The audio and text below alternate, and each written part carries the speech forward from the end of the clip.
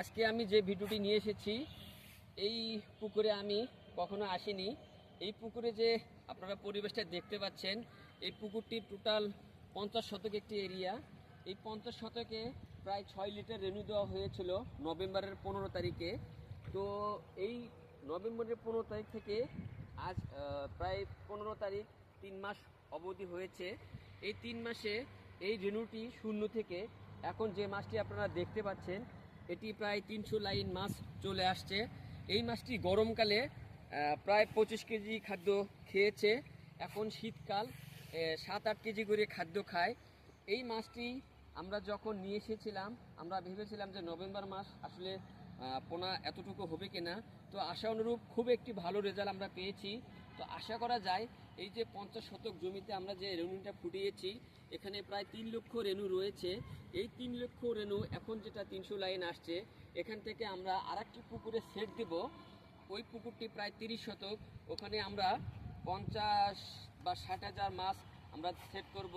এখানে আমরা যদি প্রায় 3 লক্ষ মাছ একটু কম করে যদি ধরি, আর কেজিতে যদি আমরা 15টা নিয়ে আসি, প্রায় 450 মন মাছ এখান থেকে উৎপাদন করা সম্ভব।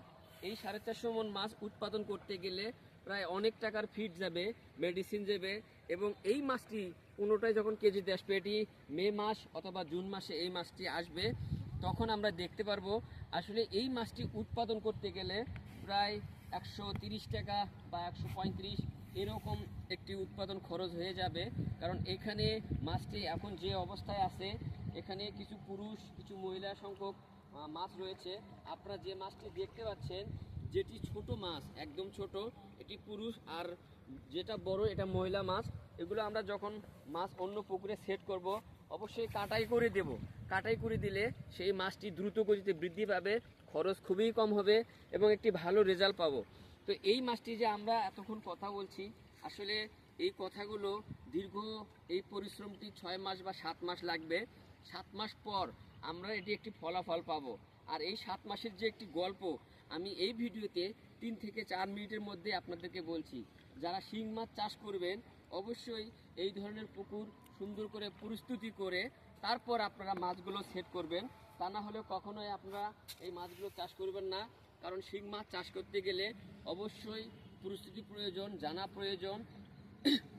এবং এই যে মাছগুলো এখানে থাকবে, এখানে কি ধরনের মেডিসিন প্রয়োগ করতে হবে, কতদিন পর পর পানি দিতে হবে, আবার কতদিন পর পর এই পানিগুলো অন্য জায়গায় ট্রান্সফার করতে হয়, তাহলে সবচেয়ে মাছের যে গুণগত মান, এখানে সপ্তাহে যদি বা 14 দিন পর পর আমরা পানি